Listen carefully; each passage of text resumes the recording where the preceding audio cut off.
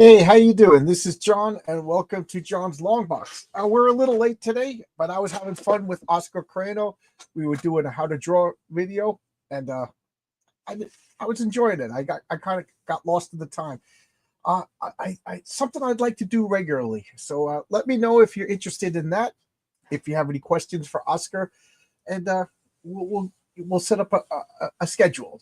I don't know exactly when yet. I'll talk to Oscar. I didn't get a chance to talk to him because I went right to this. So anyway, it's clobbering time, meaning it's our imaginary battle between fictional characters, sometimes historical characters, whatever, comic book characters, literary characters, and it's fun drama. It's fun battling. And as always, first let's talk about Fun My Comic, Heroic Tales. You know what? I'm going to bring this up because I'd like to show something in my campaign. I'm going to make this bigger, and then I will manipulate this. So I updated the Fun My Comic page, so you can get all the comics that you want, And now that the campaign's over and things aren't crazy, like if you want like a one copy of the variant cover or three copies, just message me, show me exactly what you want. You can mix and match. It's fine. It's I'm here to sell comic books. So if you want to mix and match, like you could get the coin. I still have these, the Gilbert Hernandez. I mean, the Gilbert Hernandez. I wish Michael T. Gilbert cover, the Mike Gustovich cover. I got the T-shirts. It says small, medium, and large, but it's really just large, extra large. So it's just four sizes. I don't have small and mediums yet. If there's a demand for them, I just assume that comic book people are large. I got this challenge coins. It's $30. It's plus shipping, but it's just $30 for this. And it says $35 plus shipping, but it's just $35. I'm not going to charge it shipping. I'm not really making that much money. This is the Patriarch 3D file. So you could get this file. You could use your software and resin or I imagine plastic, print out your own Patriarch. I got to do that myself. My resin printer is in my garage. It's too cold. And the complete 7-card set for $10. If you want to get that, on the back it has all their stats, maybe some secret information that's not really revealed in the comic. And then individual cards. If you want to get the individual cards, I set them up as rewards also. So that's what I wanted to show off. How you doing? Hail again, Zach Tan. How you doing? So I'm kind of just filibustering a bit, see if anybody wants to come in and talk with me. Where am I? Oh, we got, speak of the devil, we got Marcus over here. How you doing, Marcus? Well, I've been waiting and waiting and waiting. I've been waiting so long. Waiting. I was enjoying it. I know you were only kidding. You were watching, right, with Oscar? I was watching. Yeah, I was enjoying that. And as far as I know, I take it back. I guess the professionals do draw streams and stuff too, but none of them really do tutoring how to draw, do they? There's how-to draws on there. You just have to look for them. Sometimes they're not all comics. Dave Finch did one that was insanely popular for a long time. Oh, yeah, well, Dave Finch, geez, yeah. But they don't draw streams, and even the one we do tomorrow is not a how-to. Aren't the most popular things, so...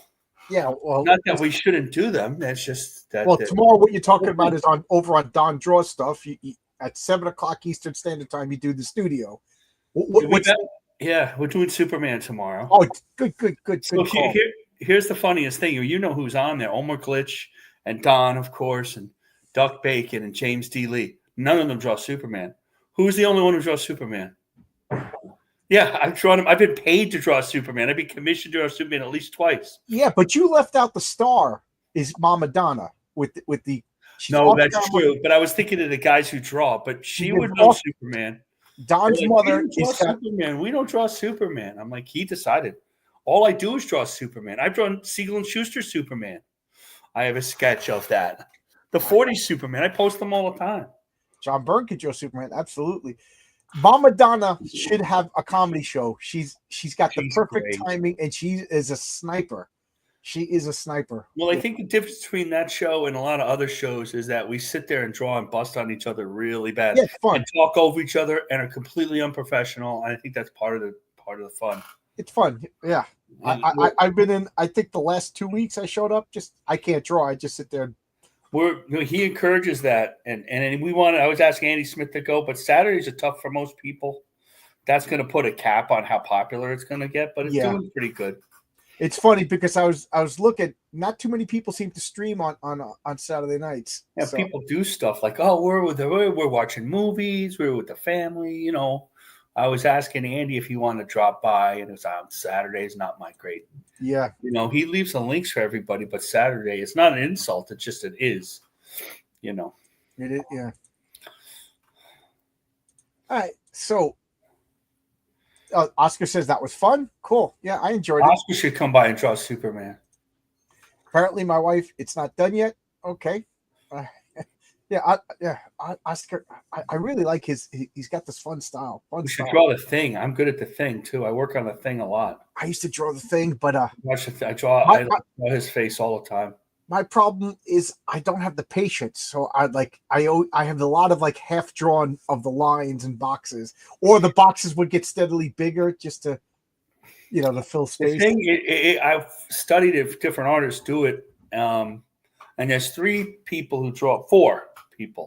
who draw the Thing, four for Jack Kirby, Joe Sinnott, Ron Wilson, and John Byrne. And maybe you could add John Buscema, but sometimes without Joe Sinnott, these guys, things don't look so.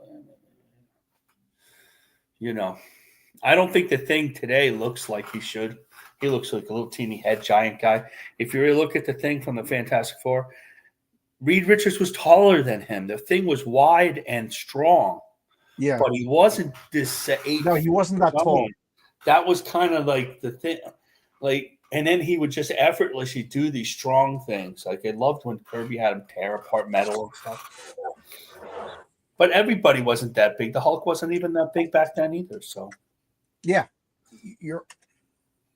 absolutely. So, anyway, this is it's our last It's Clobbering time before Christmas. So, my wife was like, "Do Santa Claus versus Krampus," So, I it's funny because Krampus all of a sudden became super popular lately. Like Krampus wasn't a thing when I was a kid. All of a sudden Krampus is a thing. Krampus looks so cool. Oh, there you go. That's not chocolate or candy or anything, is it? No, this is a. Oh, okay, ceramic. I painted this years ago. So I'm just looking for good images. I got a good Saint Nick that I like. And let me find a good Krampus, and I'll bring them up as we talk about. I got the silver in his beard. See, I got that. So I just thought this would be a fun, like lighthearted, a lighthearted. Oh, geez, this image of Krampus just came up. Too terrifying for normal people, but but anyway, when was the first time you heard of Krampus? Oh, like maybe 10, 15 years ago. Yeah. I never heard. I just read about. I knew it was something. Apparently, Krampus was a guy who went around with Saint Nick that punished the evil kids, while Saint Nick was giving presents to the good kids. Yeah, and he wasn't linked to Santa Claus. He was linked to Saint Nicholas, the original Saint Nicholas. Right. Like from what I heard, like Krampus was like almost like a helper of Santa Claus, but like I guess Saint Nick was too wholesome and happy to scare kids. So it was kind of like I imagine some parents were just like, Krampus, like Santa will beat you if you're not. Santa ain't gonna beat me. He's too kind. So I don't think he was called Santa at that point. It was more like the original Saint Nicholas. There were a couple of movies as Krampus Wild Back. Right. Yeah. All of a sudden there's movies, but there's a whole bunch of ancillary. I was about to say superhero, Christmas figures, like Black Pete. Do you know Black Pete from the Netherlands? I don't know. Oh, okay, from them. Yes, I do. Yeah, Black Pete is like Santa's helper, and it's funny because now he's under fire as a character because what it is, he's like an elf or something like that, who like I think he prepares the way for it. He's almost like the Silver Surfer for Galactus. Like he prepares the way, and he goes down the chimneys and cleans them out so Santa can come down. And Black Pete is covered with soot. So he has another name, but it translates to Black Pete. So it's a white guy covered in blackface. But because he got dirty, not because of black. Right. So I would like to point out that all these people getting upset about blackface is a specific thing. Blackface is the white lips and the goofy, googly eyes. It's kind of an insulting caricature. I understand why people, but a person in black makeup is not black. Not blackface. Blackface is popularized that. Oh, I know. I don't know any other famous person who did except for Al Jolson, a jazz singer. Yeah, and I knew that was something that people did, but we don't have names. You know, how popular was it really? You know. Yeah, blackface is a specific, like a minstrel show from like the 20s and 30s. Right. I hate to say it, but Robert Downey Jr. putting on that makeup for Tropic Thunder, that's not blackface. That's makeup. Blackface is a specific thing. Believe it or not, that Justin Trudeau is blackface because he had the black makeup and the white lips. You know what I mean? I was like, dude. But anyway, Black Pete, he was like a chimney sweep that went down and cleared the way for Santa Claus. So in Netherlands, he was like leading the parade. It was just like a full-on white guy with makeup on to make it look like that he was dirty. And now like Netherlands is undefined. Like, dude, this isn't blackface. So you don't hear too much about Black Pete anymore, or City Pete. There's I can never pronounce her name. Snugdila was like, but it basically translates into snow girl. And in Russia, Santa has like a helper, Snow Girl, and Snow Girl goes around and it's funny because the originally Snow Girl was just like a little cute girl, nothing sexy about her or anything. She was just like, a little girl.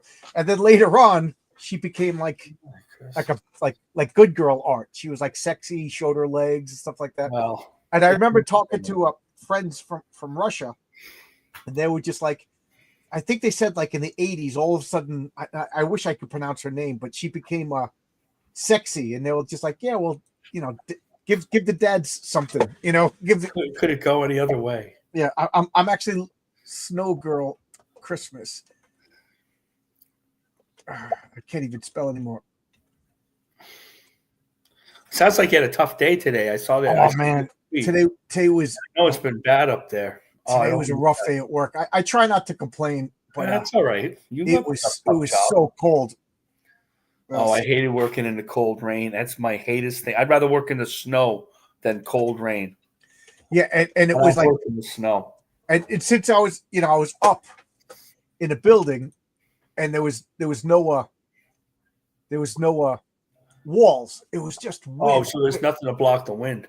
And where I was working, there was puddles everywhere because it was like 38 degrees. It wasn't cold enough to cold enough to freeze. But it was cold enough to freeze because of the stupid wind. So, it's called the power. And you can't dress warm enough for that. You can't. And you know what? I woke up today and I checked. If it's in the 30s, I put on my thermals and I put on my Arctic socks. But when I woke up today, it was cool. And I don't want to wear my thermal socks when it's too hot because then you get really. I know. But the temperature drops. Oh my god! So when I was doing that up there, doing installation of real telephones, guys, tip and ring, analog, do a lot of that, and then eventually fiber optics. The worst was you'd get because half of the job is outside, so all bundled up, and then I got to go inside, and I'm sweating like a crazy person because I'm in the house, and I have to do something in there to make sure the phone works or whatever. It was like, what am I going to wear? How heavy? How cold am I going to be outside? And how warm am I going to be inside? Okay, but it's not as bad as you were. So. I found this because when I typed in "Snow Girl" for Christmas, I was getting a lot of not safe for work images. Everything is dirty, I guess, right? So I can never pronounce this. If there's anybody who could phonetically, but Snurgotchka, and it's Snow Girl. So I first heard about this probably around 2000. I think she should be in Heroic Tales. Yeah, and it's this is Dead Moraz, like basically Russian Santa Claus. I love Russian Santa Claus. Yeah, I just love this. It's more mythological. I think the Russian Santa Claus is related to Odin. Yeah.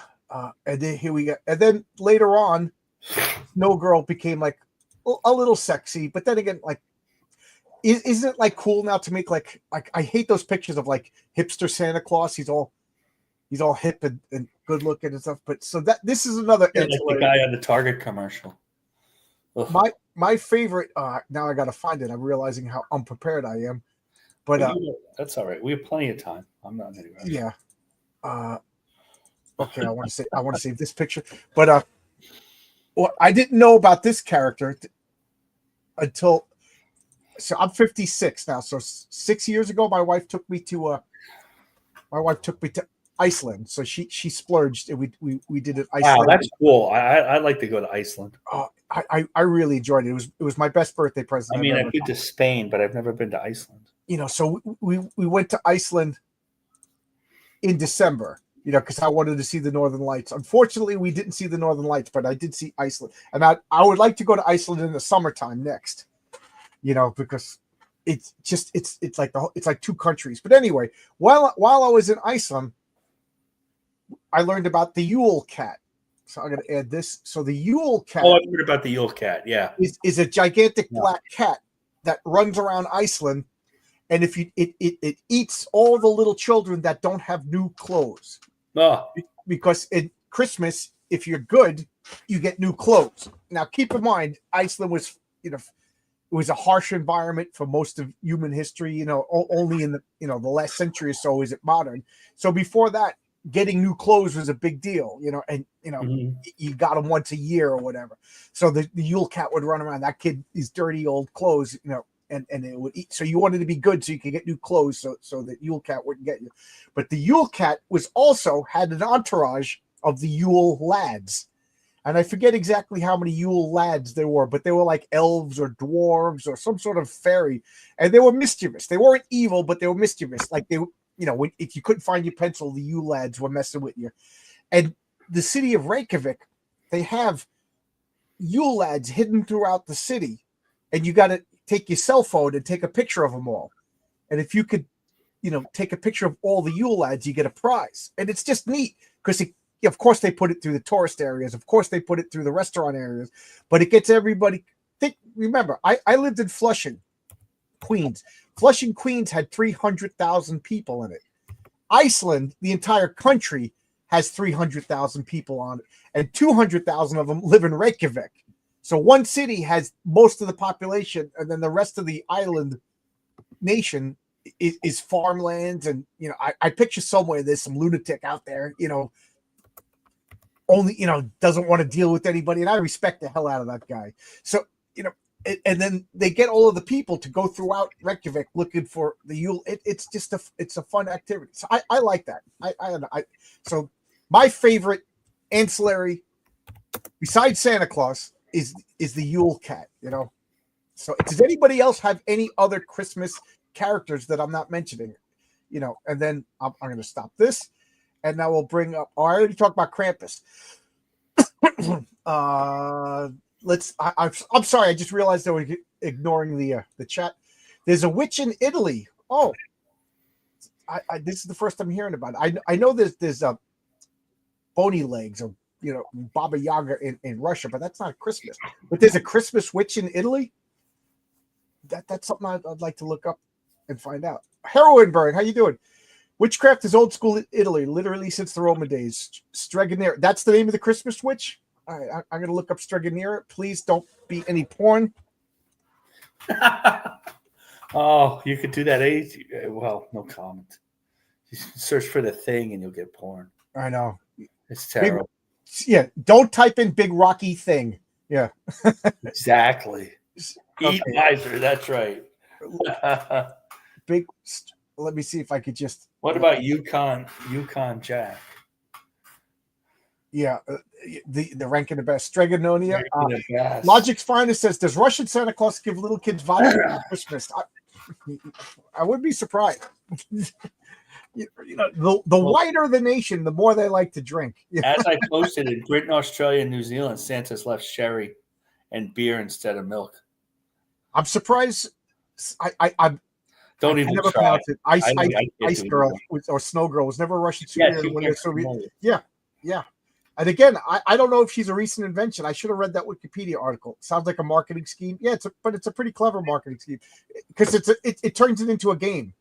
Iceland is pretty full of little fairy people. Yeah, Ireland too. Yeah, Iceland. One of the things my wife liked was we were learning the lore, and when they build new roads, which isn't too often because it's not that populated, and most of it is on a glacier, but they consult with like a local lore person to see if there's any fairies. Like the roads will go around like a fairy rock or something like that.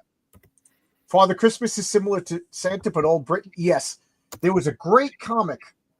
Oh man, now I should have, but it was a 5-issue series from Image, and it was pretty much all the different versions of Santa. It was like the League of Extraordinary Santas, so they all had to get together and solve a crime. One of the Santas went bad. It was like murdering the other Santa. It was actually a pretty good comic. Well, that figures. Australian Santa is Japanese Santa. Yeah, I you know what?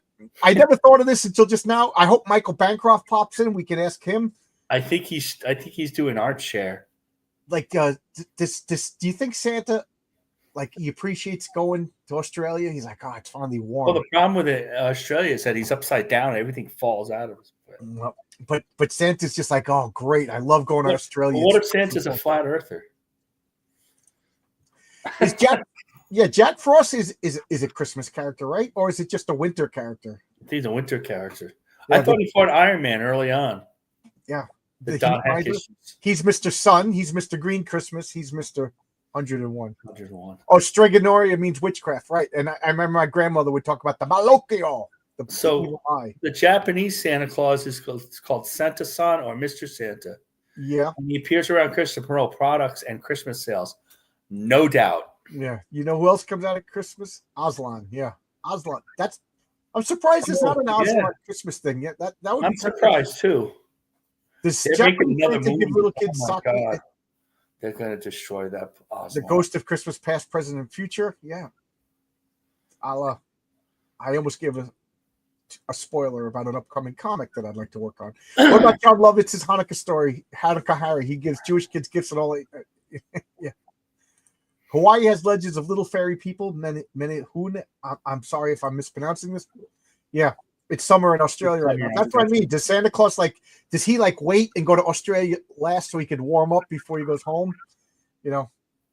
Australia sees. Yep, I just read that. Does Santa Claus end his route each year at Mount McMurdo Station? I hope those research scientists have.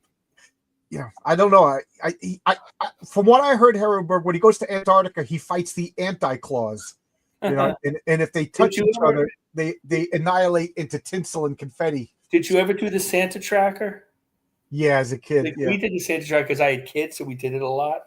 And it's especially before now it's like 3D. But before that was so much fun. He's visiting here and he's visiting here. I remember once.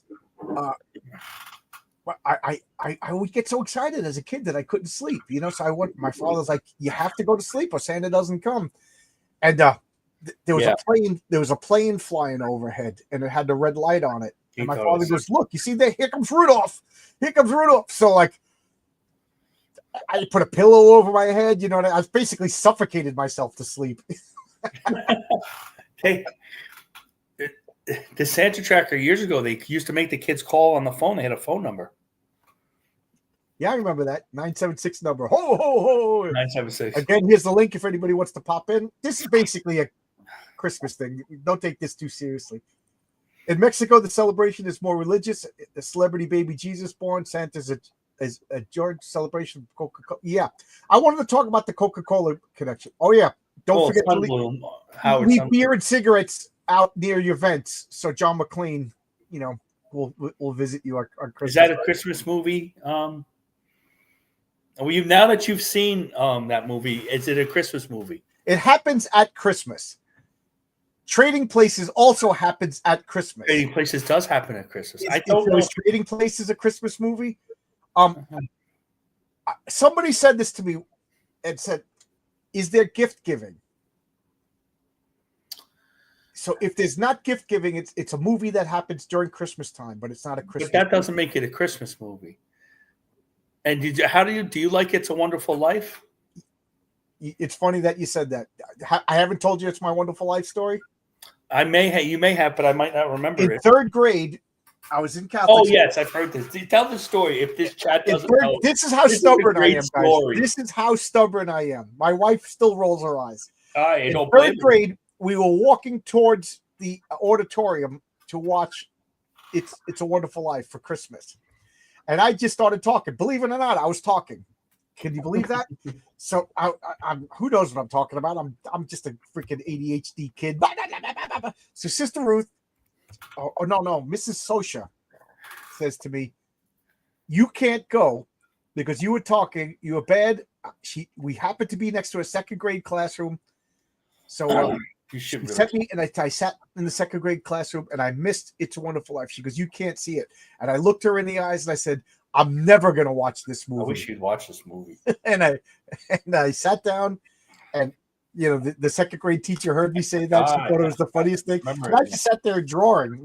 I was drawing Santa Claus, stuff like that. And then she picked me up afterwards, and all the kids are like, and I was like, I'm 56 years old. I've never watched. I'm not going to go into the movie too much, but there's an interesting argument, and it is something that you would be interested in. Who was really the hero? Was it really the hero, or was it Mr. Potter, who was the capitalist? But it's a whole thing that people go into. But you didn't see it, so I'm not going to worry about it. But in that level, you could spoil it. I mean, I've heard so much about the movie, I might as well have seen it, but I've never. I looked a nun in the eyes and told her I was never going to do something. I can't break that. That's ever. You should have been a priest. That you know what I mean? That's the closest I'll ever come to a magical binding oath. It really is a good movie. People do say that this is it's not just a Christmas movie. It's not just It's a Wonderful Life. It's really a really good movie. Yeah. But the issue is, so Jimmy Stewart is the guy who, he wants to kill himself. He lost all the money in a Ponzi scheme, and he wants to help the whole town. But Mr. Potter, Bedford Falls, New York. Yeah, there is a Bedford, New York. He's the capitalist. He wants to build it up. He doesn't want to just give out the money evenly. So you're getting to this socialist versus capitalist thing that I'm not sure was intended. That's kind of what I'm talking about. But it is really good. Jimmy Stewart and Donna Reed, they terrific act. They're all. Donna Reed is just heavily. There's something. But it used to be on when we were kids. It used to be on all the time till somebody finally bought the rights. Now it's only on like once. Donna Reed is just like, I don't know. She's, when you say gorgeous, beautiful, and sexy, they have different. They all mean the same thing, but they have different connotations. She's just beautiful. You know what I mean? Like she's like the closest to like an angel. There's something about her.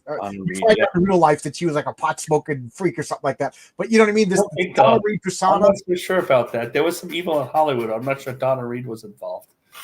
Not as evil as now. Never heard any scandals about Donna Reed. But you know who I did hear scandals about? I heard plenty of scandals about Cooper. Oh, thank God Cooper's here. Thanks, Cooper. It's a Wonderful Life is absolutely the greatest Christmas movie ever, John. Your black heart deserves a lump of coal for when we meet Logic's finest. He's the best. The first lesbian Christmas movie, Happiest Season, was filmed down the street from me in Pittsburgh. One of my concert flyers was visible as Kristen Stewart and Daniel Levy walked down the street. I don't know what to say about a lesbian Christmas movie, Harrenberg, to be absolutely honest with you. I don't know. I'm done. Thanks. Yeah. See you. Good night, everybody. Did they end up with each other's hands in a stocking?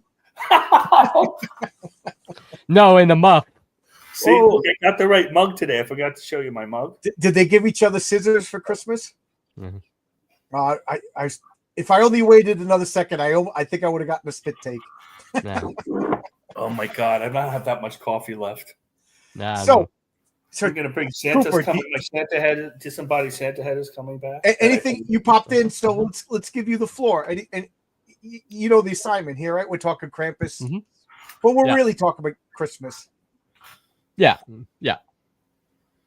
Yeah, Sign my Sydney petition. Sweeney is Power Girl. Yeah, faster than a motorboat. There you go. More powerful than a straddle. So Sydney, spaghetti well, straddle no, I beach. don't want to get into it. If Power Girl is really Supergirl, how come Supergirl's not that big? Because Oh. Power Girl is older. Oh. Yeah, well, Oh. even the adult Supergirl, whatever. It's an alternative dimension. Yeah, she's from Maybe there's not as much When gravity. she crossed maybe. over dimensions got. Wallywood didn't create Supergirl. Jim Mooney did. Yeah, there you go. Who knows? Who knows? Who knows? So we talked about Krampus. We talked Mhm. about the snow girl whose name I will never be able to pronounce. The Nah. Yule Cat, the Yule Lads, Uh-huh. Black Pete, Pete, whatever names he went by. Is there any other Christmas character? Like, is Jack Frost a Christmas character, or is Jack Frost just a winter character? I think he's a winter character more than anything. Yeah. Kind of like, like Father Time is a New Year's character. But Or like Gaia, whatever is for spring or whatever. I don't think there's anything communist about it. It's religious. The government's not involved directly. George becomes rich and it's about seeing about. I can't I comment. don't disagree with Zach. I'm just saying there's been something out of there. Nah. Something out there about that argument. So, and then of course, one of my favorite characters of all time, Saint Nicholas, Santa Claus, Father Christmas, whatever you want to call him. Well, obviously, you're taking after him a little bit, Yeah, I love Santa Claus. Like, I might as well spoil something. Me and Renzo, I've been doing research for the past couple of months about. I want to do a history of Santa Claus. Mm-hmm. Like a marrying the myth with the historical Saint Nicholas. My birthday is December 6th, which is the feast of Saint Nicholas. So I've always had an affinity for this saint. He's one of my favorite saints. My other favorite saint is Saint Thomas the Doubter. I always considered him the patron saint of science. I need proof. There you go. Why not? Plays a big part in Mary Sue. Up issue 2 of Heroic Tales, but that's besides the point.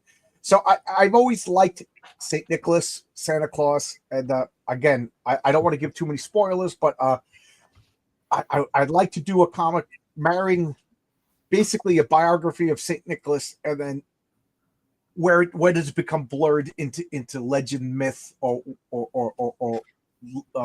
lore or whatever, you know what I mean? So that's the most spoilery I'm going to get with that. It's a lot of fun. It's a lot of fun, right?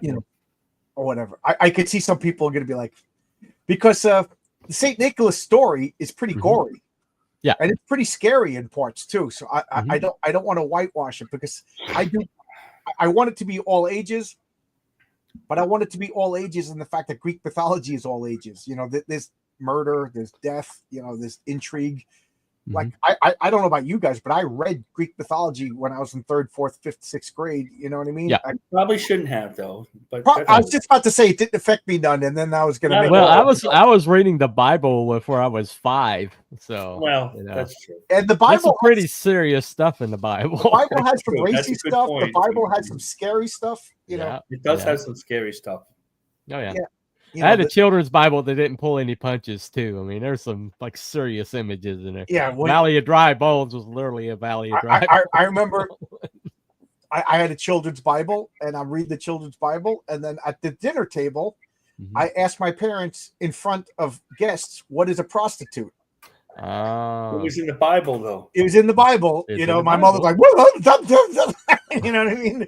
And what are concubines? These are all words from the Bible, Mom. Yep. And what does it mean? They say they knew each other. And one of my favorite stories of Saint Nicholas is these 2 kids somewhere in Italy. They were poor and they were going around begging. This is after Saint Nicholas is dead. And they're begging, and at the end of the day, butcher says, "Hey, I got some food for you. I got some food." And they're like, "Okay." They go into the butcher shop. Lo and behold, they get chopped up into pieces. They get put into pickle jars, and he's marinating them. And because that's how there's like a plague going on in Italy at the time, so everybody's poor, everybody's hungry, and the butcher pickles them in brine juice so that. I guess they taste better. I don't know. I've never eaten human before. And then the mother prays to St. Nicholas, and St. Nicholas materializes, punishes the butcher, and then unscrews the jars, and the kids come out alive and intact. I love that story. So you better believe that story will be. So I mean, how are you going to make a kid-friendly version of little kids getting butchered? I don't think you include that story. Oh, I'm including that story. I had a teacher who drew the illustrated Bible, Andre LeBlanc. He Cool. filled in the famous story about St. Nicholas is he he threw the money into the stockings so that the little girls wouldn't get sold into prostitution. Mm-hmm. That's the whole origin of the stockings. You have to tell that story, and it's about prostitution and selling your daughters, stuff like that. Right. One thing we have to realize is pre-1900 the world was cruel. Cruelty was the de facto setting of you know what I mean. That's why you had all of these myths about like. Well, Odin it wasn't Loki. that long ago though, right, that children's literature was dark as shit. Yeah, look we're Gen X. We grew up with some very dark children's shit, and it was just like the next generation after us where they started nerfing everything. Right, that's true. I mean, we used to have stuff that was like listed as strictly children's fare that would give me nightmares, and. Did you read like the original Grimm's fairy tales? Like this? Yeah, absolutely. Really scary. The original Snow White. Prince Charming didn't wake her with a kiss. No, he woke her up with doing something else. I actually had a Reader's Digest version of fairy tales, and then it was like body parts being chopped off and all sorts of brides stuff being murdered. The original Cinderella. Mm-hmm. It was about foot fighting and cutting the feet off. So cutting the feet up to get into this thing. Yeah. Well, we had like after school specials that was scared the shit out of you, Watch out for the circling. Watch out for the circling vans. We thought there. Didn't we have James at 15? James at 15. Oh Stranger Danger. I wasn't allowed to watch that show. Nobody should have watched that show. No. I just remember the commercial. It was like Kate Jackson from the short-haired one from Charlie's Angels. Yeah, Kate Jackson. Yeah, he's hitchhiking. She picks him up and like she seduces him. I was like, you can't watch this show. It's about MILFs. Actually, that sounds like a good episode. Yeah. So I'm just bringing up this St. Nicholas. I originally St. Nicholas wore blue. It wasn't until like I forget what year, the 1990s, Coca-Cola turned him into. Coca-Cola 1930s created the myth that we know as the day. Even in the famous poem, "Twas the Night Before Christmas," he wore green. He wore green. They described him as a chubby, round elf. It was the first time he got fat. Yeah. And he wore green or blue just like that. Right. He didn't wear red until Howard Sundblom drew him that way for Coca-Cola. But it was, Yeah, and Rudolph. Oh, I'm sorry. You guys had some screwed up Christmas memories. I'm not even telling some good ones. But Rudolph was created by the Montgomery Ward, department store. So and it became part of. And then Rankin and Bass, they just made up whole cloth like stories. You know what I mean? And they weren't even Christian. They, Rankin and Bass are like two Jewish guys making a lore for Christians. I'm torn between those because I'm like, do Christians get to make up Jewish lore? For little kids to absorb. Yeah, that's true. But although my grandfather made a lot of money doing Christmas cards, that's what he did. He was an oil painter. Oh, really? And yes, he was an artist, an oil painter, and he designed Christmas cards. Had a Christmas card company. Mm-hmm. And my mother loved Christmas. She was Jewish with a huge tree, big Christmas fan. It was beyond religion, and you know what I'm saying. Mm-hmm. My father was Catholic. I'm very confused, but so it happens. I watched Red One the other day, and how was that? It was actually I enjoyed it. I mean, I saw the same problems that the naysayers that didn't like it saw, but I paid no attention to it. Something about it didn't register with me. So what do the naysayers say about it? I'm curious. Well, they were all talking about how it was just like crass and commercial and blah blah blah, But I think it's going to age very well. It just has some stuff like it currently are working against it in the culture, but in a couple of years, I think it's going to age pretty well. I think it's going to be like Elf. When Elf first came out, it was just obnoxious as shit, but now it's like beloved. So I think Elf is funny. I like Elf. Yeah, I like Elf. I hated it. I the last absolutely movie hated I saw Elf. with my mom, so I have it holds a special. She died not too long after that. But I had when the kids. What was the big Christmas when the kids Santa Claus with Tim Allen was a big movie. Those are my wife loves that movie. Yeah. I kind of like that. I like that whole idea. I don't get goofy by the third one, but they were into it, so I ended up watching them. They weren't awful. No. I don't go into a lot of movies. Two things I don't do with movies. I try not to hate them because I don't go very often. Yeah. And I try not to rewrite them because that'll just make me crazy. But it was free with Amazon. That's the only reason I watched it. I wouldn't have paid that makes for sense. It or anything. Sure. My wife just took me to go see the best Christmas pageant ever. Yeah. That was excellent. That was an awesome book. And they say the movie is just as good. So the movie was excellent. I would say that I think in 10 years it's going to be there with the Christmas Story. You shoot your eye out, kid, as one of those beloved Christmas movies. It's really good. Cool. Which I'm glad that there's a new Christmas movie that I think is going to stand the test of time. When you're talking about how things have fallen off, the other day I was talking to someone about the Peace on Earth refrain to Little Drummer Boy that was created. It was David Bowie and the crooner Bing Crosby. Yeah. And he shows up and they tell him, well, you're going to be singing this duet on Little Drummer Boy, and David Bowie's like, that's my voice is way better than that. So do you have something else we can sing? And so they just went down to the basement on a piano and worked that out in 75 minutes. They came back up in less than an hour. They had it worked up. Oh, cool. As good as that is, they created that in like less than 2 hours. They created that. I mean, and that's how good people used to be in the business. Can you imagine anybody being able to do that now? I mean, seriously. And it's just like people were actual musicians that actually knew music. They actually knew history. They actually knew, they knew classical all the way through, the latest. And so these guys that come up, I mean, the jingle writers used to be just incredible. Right. Jingle writers. Did you just make a case for abolishing the Board of Education? Yeah, absolutely. Abolish it. Abolish the crap out of it. Yeah. Board of Education. Might happen. Yeah. We'll see. Yeah, I'll believe it when I believe it. I'm just saying that, used to when you take meritocracy wherever you find it, and you raise that up, it doesn't matter who this person is, their background, or what they've done, or who they know. If they're good, and you raise that up, then eventually you wind up with the people at the top being just the best people possible, and that's just not been the reality for like 20 years or more.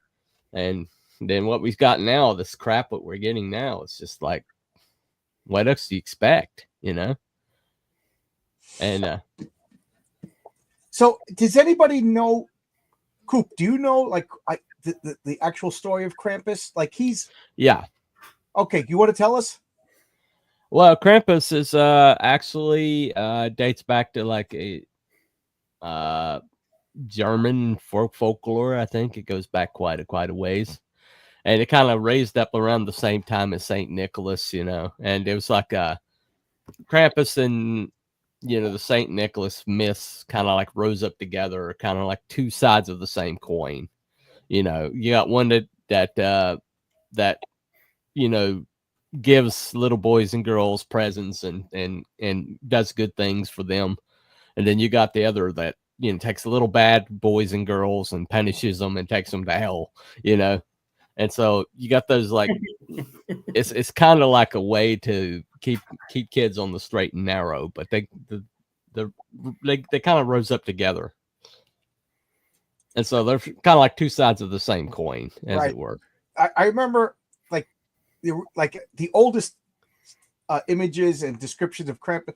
He basically hits little kids who are bad with a switch. Like it's nothing permanent. It's nothing like he carries birch. It's almost like he's like the Superman.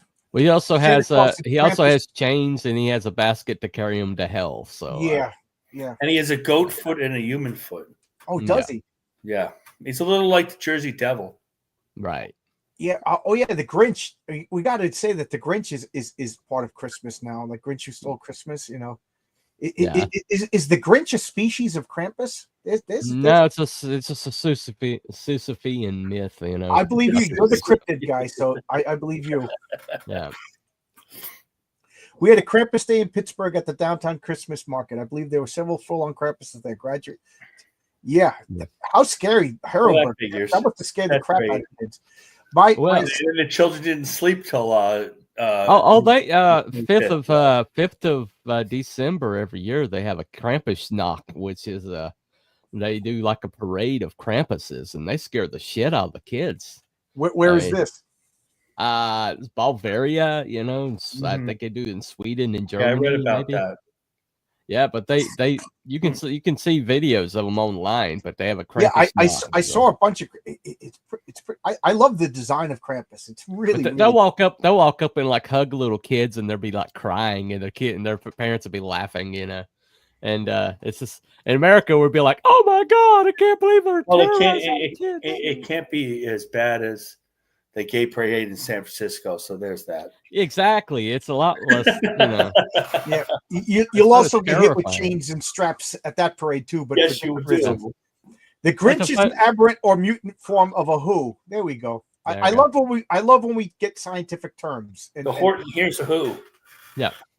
Oh, that's a whole science fiction. That's a science fiction story. Horton Hears a Who. Yeah. Well, the interesting thing, you know, the same people that would be totally okay with a gay pride parade and like, you know, showing somebody covered with rainbow dildos to their kid would be totally terrified by the Krampus knot. That's true. And it you know, it's like, so you don't think that's warping your kid, and that is, you know. We can't repeat what you said. John's channel might get struck, but you know. Oh, okay. Yeah. So anyway, Krampus started out as like an associate or as a helper of Santa Claus, and somewhere along the way, it's like he became like an opponent. But like, what if Santa was Krampus? So he finds out the kid and he turns into Krampus, and when he's done with being mean to that kid, he turns back into Saint Nicholas. Maybe. You know. Well, I believe they're seen together on a lot of images. So, all right. Well, that goes that idea. They're two separate entities. I mean, it is magic, right? I like the idea of like Santa with like a Krampus in chains and like, you know, like maybe he split at some point, and one part became Krampus and one part was Santa. I don't know. I'm thinking Santa's a sorcerer supreme at this point. So there you go. Okay. Well, he does do a lot in one night, so you know, granted. So I mean, so let's, you know, the stories of Krampus is just, I don't think his stories go back as far as Santa Claus, but like Cooper said, he's like a minion or a subject of Santa Claus that punishes. Like, well, I think it's more of a partnership than one being. I can't help but think there's like Santa Claus is the king of Christmas and everybody else is his subordinate. But that's just the way I think. But I do think that the Yule Cat is like on its own. It's just like a monster where, you know, maybe Krampus broke free of the oppression of Santa Claus. You know, the patriarchy. But all right. Well, I think if you pitted them against each other, it would be a draw. That's what I think. You think it would be a draw? All right. Tell us why. Tell us why you think it would be a draw. Well, because they're two sides of the same coin, they're kind of like you can't have one without the other. And Oh, it's a yin yang. it's a yin and yang thing, yeah. So Okay. I don't see that one would be able to defeat the other. I don't think they could like fight it out, because one's necessary for the other one to exist. Oh, okay. I never thought of it like that. Okay. What do you think, Marcus? Who would win in a fight, Santa Claus or Krampus? Well, I have to say Santa Claus, because good defeats evil. So it doesn't seem to. They don't describe any of their powers at all. So I mean, Santa can fly around the world at light speed, and somehow a 350-pound guy can go down your chimney. I would think that he wins almost any fight. Well, that's pretty supposing that Krampus is evil. And it's also Krampus is going with true. them. So Krampus could go around the world in one night and go down chimneys also. Well, I think that Krampus is with Santa. That's kind of the idea, though. Yeah. John, maybe it isn't maybe it can never be a fight. Maybe Krampus just works for Santa. That's why I think that's what you were kind of leading us to. Yeah, that's so I don't think they would fight, but just for the sake of fun, yeah. So sit. Now I got to. So excuse me. Because I'm looking at like Santa Claus as Saint Nicholas, and Saint Nicholas I almost said it in the comics. Saint Nicholas, the history. He could resurrect the dead. He could heal wounds. He could unlock chains. He could do like a lot of really cool things that would make him, a cool superhero. Add flying reindeers and an army of elves.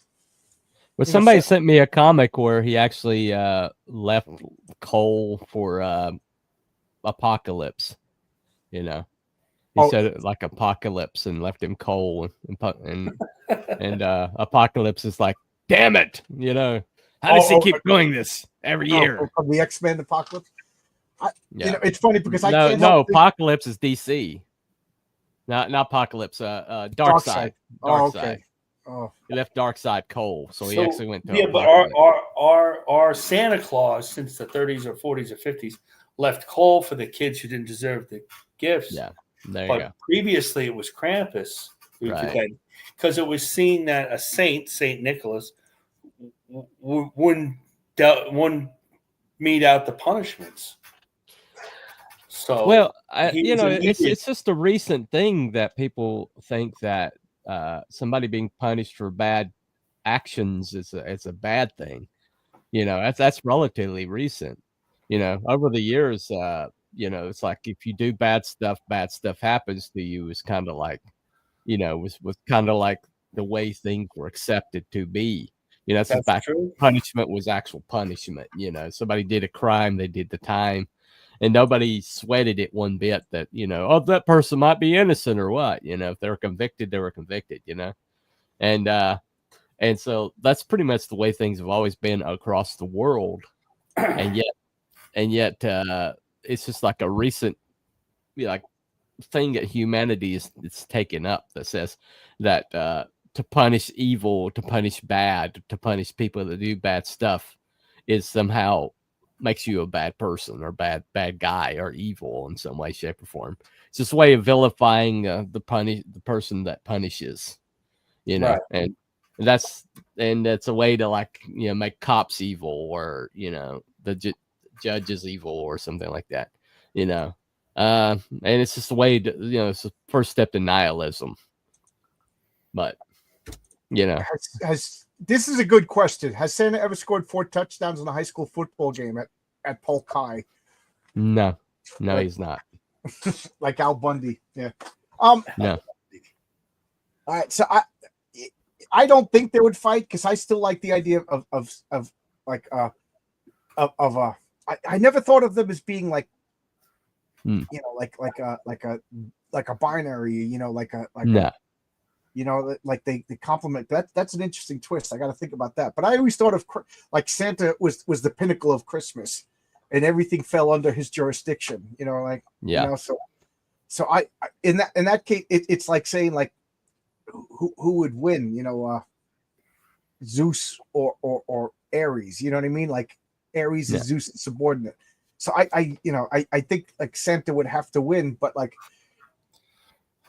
I think like you said, like Krampus to turn it nerdy and comic book like, in my way of thinking, Krampus, even though I disagree with John Byrne, where John Byrne says that Galactus serves a purpose as a test, it's a pretty harsh test. If you fail that test, your civilization is wiped out. But like Krampus serves a purpose. His purpose is to, he is like the fear of punishment, like the just fear. You know how they say like a righteous person fears God. Like that's what Krampus is. It's supposed to be like the logical consequences. So I don't see them fighting. But if they did fight, it's like Santa's the monarch. Santa's the high point, the apex of Christmas, and everything else it falls in his jurisdiction. And I knew this was going to be not as an intense fight. This is more like let's have a Christmas discussion. But in Rudolph the Red-Nosed Reindeer, Santa's not all that nice. He's kind of sharp. Just keep that in mind. Yeah. Well, if you read about Saint Nicholas, he was. What was it? The Council of Nicaea, where they were forming the Bible. They had a rule like we're formalizing the Bible, and there was a bunch of different heresies at the time, and this was one of the things they wanted to unify the church because everything was starting to split, and one of them was the Aresian. I can never pronounce this correctly. The Aresian heresy, and Aresius was there, and he started talking, and Saint Nicholas got up and punched him in the face, and got arrested and thrown into prison. For violating. You can't fight.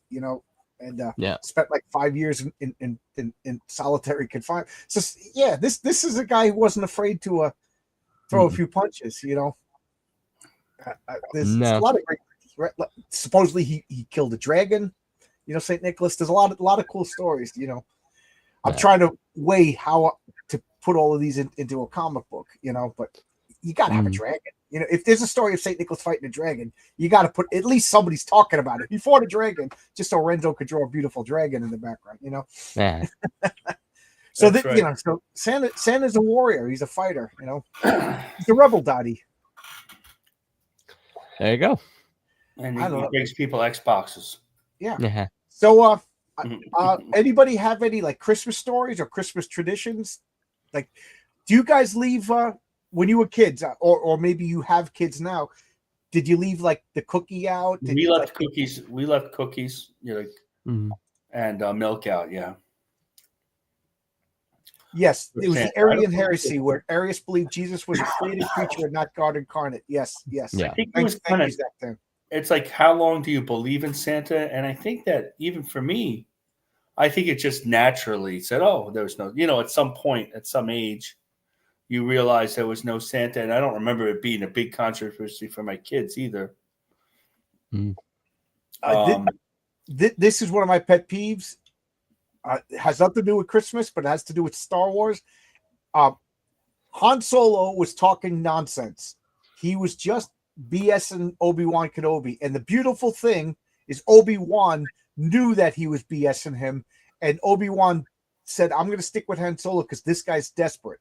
And that's what I want. I want a desperate guy who's going to avoid the Empire. We can't get caught by the Empire. You know what I mean? It was just beautiful. It was so good that people misconstrued it and they turned it into a literal thing. No, this was Han Solo, a drug smuggling murderer, lying to a client. Han Solo was a bad guy, and that's what makes him fascinating. By the end of the movie, he became a good guy. Maybe Santa Claus stopped giving him coal. I'll bring it to Christmas. Maybe. Saint Nicholas punched Arius. The heresy was Arianism. It actually lasted for a long time in places like France. Yes. A parsec is a unit of distance, not time. Yeah, it drives me nuts. It drives me nuts. A parsec, what is it? A parsec is how much light travels in our solar system. I forget, but there's an actual I forget something about it's light years. Yeah, it's not quite a light year, but I forget. I don't know if somebody wants to look up what exactly a parsec is. But anyway, back to Santa Claus. So, Marcus, you have children. Cooper, you don't have children. You're like me, right? No No. kids. So Marcus, how long did your kids believe in Santa Claus? I think till 10 or 11. I don't remember. It was kind of like a natural. I mean, I could ask him. I'm sure my older one gave it up really more earlier. But our parsec is 3.26 light years. Herrenberg, why did they come up with that odd number? There's got to be a reason. Some person says Santa Wiz, he was Odin in a past life, so he loves a good fight. There was a malevolent force that was negatively influencing people. Okay. Okay, he's talking. I didn't understand. So, Marcus, did you actually actively like encourage belief in Santa? Did you actively tell them? We didn't discourage it. Yeah, belief in Santa's fun. It's fun for the kids. I think that Santa comes. We had a chimney and all that. Because lately I've been hearing like, oh, if you're lying to kids about Santa Claus, then they're not going to believe in Jesus, And they believed all that stuff. It was fun for a long time. It's just fun for kids. You're not really, I guess you're lying to them, but I never really thought of that. Yeah. Well, I actually do have a little bit of a Christmas thing.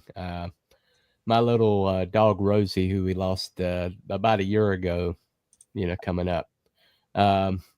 She loved Christmas. I mean, she absolutely loved Christmas. And, you gave her presents and she tore into them and she actually played with her toys. I mean, she was just like a little girl. And, that's cute. And I got her like a sweater one year with a little fur collar, and we put it on her and she just absolutely loved it, having it on. And then we took it off of her and put it on the door. She would like paw at it because she wanted to put it back on. And but she's absolutely one of the last things last Christmas when she still could see before diabetes took her eyes. But she came home after we got her out of the animal hospital, and the place she wanted to lay was underneath the Christmas tree. So so don't write a Christmas movie, Cooper. You're gonna put everybody. So, she might as well have been the Christmas the dog died. In a happier mood, our cat Butterscotch, who John has met Butterscotch on the internet. Last year climbed inside. We don't get a real tree. When I was a kid, we got a real tree, but as an adult, we didn't get a real tree. Climbed inside and knocked out climbed inside the tree and knocked the Christmas ball from inside the tree out. You could see him resting there. This new tree can't get into. That's kind of fun. Yeah, I mean, we have pictures of like that's really funny. I love watching those videos. Like the tree. Of cats knocking over people's Christmas trees and stuff. Right. I mean, we had like a naked tree. He knocked everything out, and he was on the tree. And he's not a big cat; like he's a small cat. But all the branches are like they're all bending down like this. But this new tree you can't get into, so they just take a random. We leave the ones that they're allowed to knock down. Yeah. So I remember, like in my house, there were 7 kids. So by the time I was in kindergarten, the older ones didn't believe in Santa anymore, but they let me believe it. And I had a little brother and a little sister. Oh, that's good. And I remember going to kindergarten, and this kindergarten is the first time I'm mixing. This public school, so there's different religions. There's Protestants, there's Jewish people. You know what I mean? And I just remember this kid who sat next to me. He was. He looked like Woody Allen, the thick glasses, and he's just like, Santa Claus is not real. That's really your parents. And intellectually, I knew that, but I didn't. Yeah. But I didn't want to know it, and I was just so mad. And I went home and I asked my mom, and she's like, "Yeah, it's kind of a fun game that we play." She goes, "But don't ruin it for your little brother and sister." And I gotta say, Christmas was never the same after that. Yeah. It's fun because I remember driving home. And look, they got Christmas decorations. My mom's like, yeah, Santa Claus needs to know which houses to go to. And I used to feel bad. I remember telling people, you got to put up Christmas decorations or you're not going to get presents. And I remember we had 2 houses down. My mother's, they were Phyllis Claus. You can't get more a Jewish name than that. And she was a nice old lady. She looked exactly like Cloris Leachman. And she was explaining to me that she didn't want to say they didn't want to believe it. She didn't want to ruin a little kid. But she was like, yeah, we don't celebrate Christmas. And I'm like, but what do you mean you don't celebrate? It's, you know what I mean? It was inconceivable to a little kid that somebody would willingly not celebrate. If there was 5 kids in that family, you know what I mean? And everybody in that family, they were like, oh, but it's Christmas. But that's partially why they started giving gifts out at Hanukkah. Being on both sides of it, like we did Christmas. We did a big Christmas. We had a vaulted ceiling. We had 12-foot real Christmas trees. You had to get on a ladder to decorate, And my mother used to have Christmas parties. You didn't have an abominable to put the star on the top? No, unfortunately. No. And I happened to be good at the lights, so it got to be a nightmare after a while. Nah. Anyway, but when I got older. But she always loved it. It was the biggest deal for her. I mean, she's gone a while now. And she loved it to the day. She, like my kids, it was embarrassing. She gave my kids so much stuff. She gave them more stuff than we did, more toys than we did. It was embarrassing. Yeah. In a way. Grandma and grandpa get to spoil the other kids. Yeah. And it was always a big deal. And she never celebrated Christmas since she was a girl. My wife loves Christmas. She comes down here and decorates. I got a frosted snowman over there. I got, a wreath and everything. I just realized she didn't put up the other. We have 3 Christmas trees in this house, and one of them in the living room, she leaves up all year round and she decorates it for different holidays. So, like people come over and they see a Christmas tree up. My wife's like, it makes me happy. We leave the Christmas tree up all year long. Obviously, it's a fake tree. St. Patrick's Day. She puts Halloween decorations on it, Easter decorations on it. Yeah. Yeah, if you change the decorations, that's awesome. Yeah. Mm-hmm. So, the problem was when I was a kid, the tree was so big, nobody wanted to take it down. No. Putting up the Christmas tree was fun. I loved putting up the Christmas tree as a kid. So did I. My whole family would get together. We would put up the ornaments. My mom would make popcorn. We had the big, when you were a kid, down they have all the little lights, like even the one, and they blink in the different colors. But remember the big round lights? They were about this big.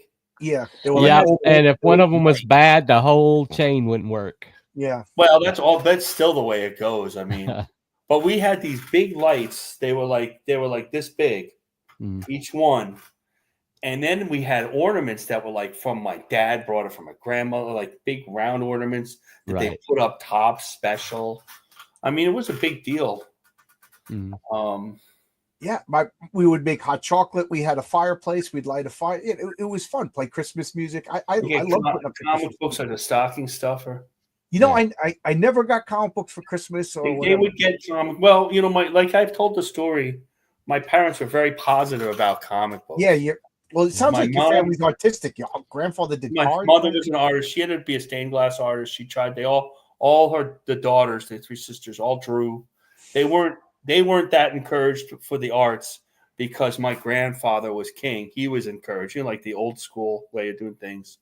So when it came to me and my brothers and my sister, I'm the one who wanted to draw. I was really encouraged to do it. If comic books made me draw, then they're buying the comic books, Well, for a little while until I made money. And she, of course, wasn't allowed to read comics, but she'd go over to uncle's and read coverless Captain Marvel comics. And so, like, kind of in defiance of her mom, who she didn't get along with all the time, she was once my brother and I would ask for them, she would get them, 15 cents, 20-cent comics probably. So comics were always around. So that's why I don't remember my first comic, because they were always around. I think it's the reprint of Fantastic Four Annual, like 11 or 12. That was the wedding of Reed and Sue. I seem to remember that first. So, but I don't know if that's true. They were always there. Batman, Superman. We kid. Same with me. There was always comics.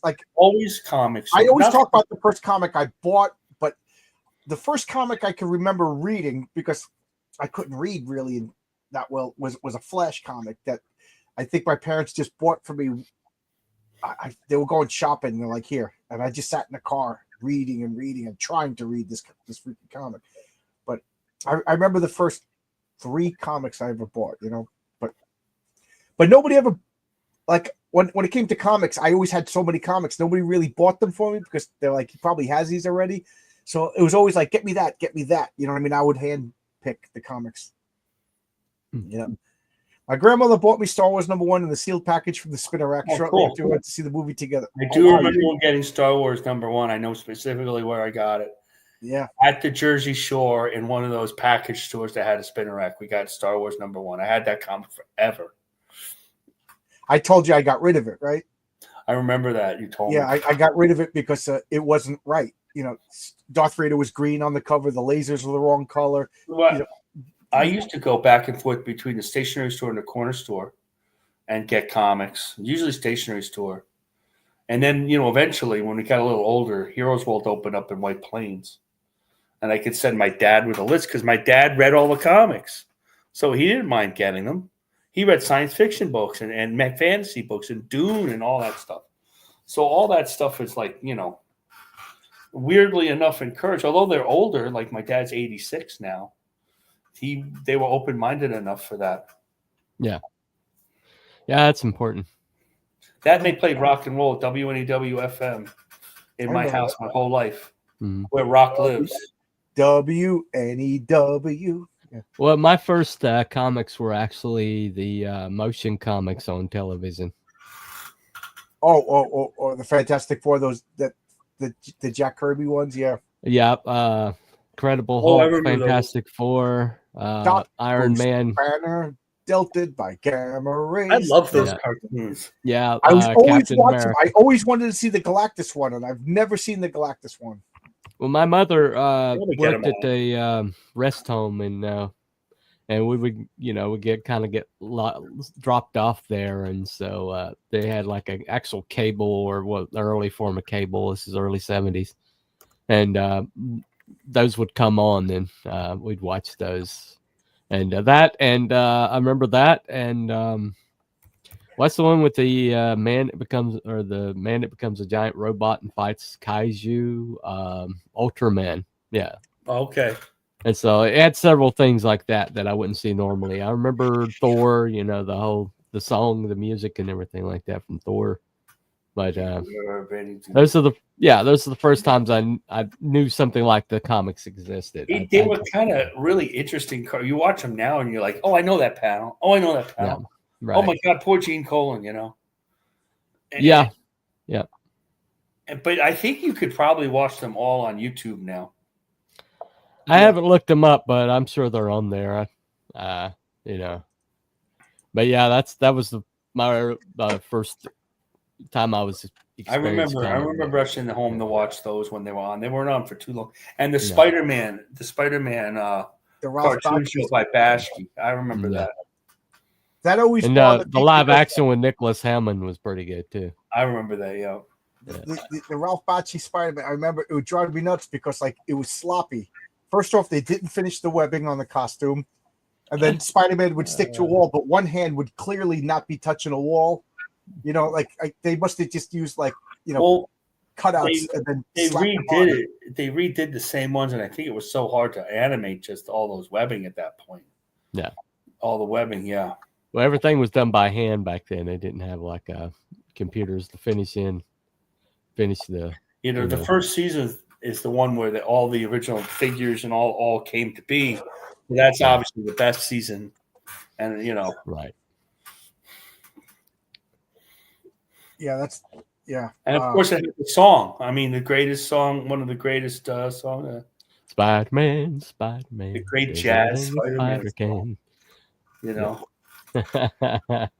All right. Well, we've been talking for over an hour, and I didn't plan this one to be like a big take it seriously fight like we normally do. But before we go, so next week is next Friday. What do you think we should do for it's clobbering time? Anybody have any well, you always shoot down my ideas, so I'm just gonna. What is it? What's your idea? What is it? Because I got one. This is the worst. No, part. That's fine. You two go at it. Well, what does the chat want? I mean, I'm bad at this part. Yeah. Evidently, Troy, I'm bad too, so I'm not going to bother. Well, 90% of everybody's ideas get shot down, so don't take it too personal. The guy from New Zealand, ZZTN, he usually has a good idea. And Oscar usually comes up with the good ones. Enchantress versus Enchantress? Yeah. The DC Enchantress versus the Marvel Enchantress? Is there a TC? I don't even know the TC Yeah, Enchantress. June Moon. Yeah, she's the blonde hair with the green hat. Yeah. Okay, now I remember her. Yeah, from She's, the Suicide Squad. She's from like Norse mythology. The Enchantress from DC is kind of like pagan. Yeah. Right. Well, wasn't the Enchantress from Marvel a creation of Stan and Jack? There isn't really an Enchantress. Yeah. Norse mythology. I mean, Yeah, she's she's made up Thor villain. Yeah, she's a like the Executioner. It's not a mythological character. It's a comic. No. Versus the He-Man Enchantress. I don't know He-Man. Oh yeah, you know that's funny. God, people, we're a little old. Well, I don't know about. I don't want to say how old T-Bunny is. I have no idea. But anybody like 55 and older is a little late for He-Man. He-Man's for 48 to 52. How about I like this idea? A New Year's thing: old versions of superheroes versus newer versions. So how about the Justice League versus the Justice Society? We could do that. That's fun.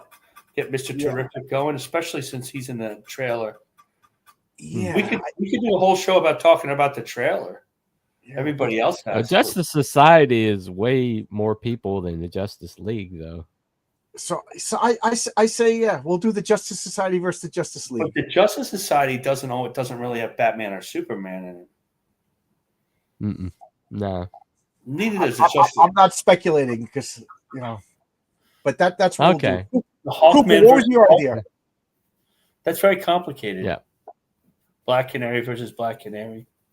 Firestorm versus Human Torch. Firestorm is one of the most powerful characters ever created. When they create a character like Firestorm, I don't think they realize how powerful he is. Right. No. The nuclear man who can transmute anything. Right. He in one I forget what comic when he tried out for the Justice League, he turned the air into kryptonite. Nah. Yeah, I mean, he's Molecule Man in the DC universe. Yeah, that's absolutely Molecule correct. Man's like a world ender. So I mean, he's cool. He looks cool. I think I tried to draw him once. He's super cool looking. The puffy sleeve. There's something about those puffy sleeves that's just cool. It's cool. It's a cool the puffy sleeves with the fire on the hair. All right, I'm gonna shut it down now because okay. I didn't. Thank you for having me on. It is getting cold over here. Merry Christmas, everybody. This was a fun one. Merry Christmas. So next episode will be the New Year's episode, and I can't believe that Christmas and New Year's are on Wednesdays. What a it's almost like it's not Christmas this year. I know. Yeah. I took today off. I thought my son was coming in, but he got COVID. He's going to come in on Monday instead. So. Stan Lee versus Grant Morrison. Okay. I like them both, but I love Stan Lee. I like Grant Morrison. Oh, tomorrow, Saturday, we are having the studio. We're drawing Superman. We're going to make fun of Don. We're going to encourage Mama Donna to make more fun of Don. And I'm the only one who knows how to draw Superman, so it's ought to be really a lot of fun. Cooper, you got anything you want to push? Yeah, 11 o'clock tomorrow, special time due to restraints. We're doing special cryptids and conspiracies. It was the FBI wrong? The Waco Siege Edition. So, is this AM or PM? Yeah, cool. AM or PM? Is before noon. Yeah. Okay. Oh, AM. I guess. Okay, yeah. That's not a bad time on Saturday. Yeah, I like streams on Saturday. Let's see everybody. Yeah. All right. Good night. Merry Christmas. Oh, it's Sunday. Bye, I'm doing Sunday Comics, 10 a.m. Eastern Standard Time. I'm going to do Horace H. Hoover #1. Since I've been doing crowdfunded comics, I'll do my buddy Fabrizio's comic. So I'll see you. Bye, everybody.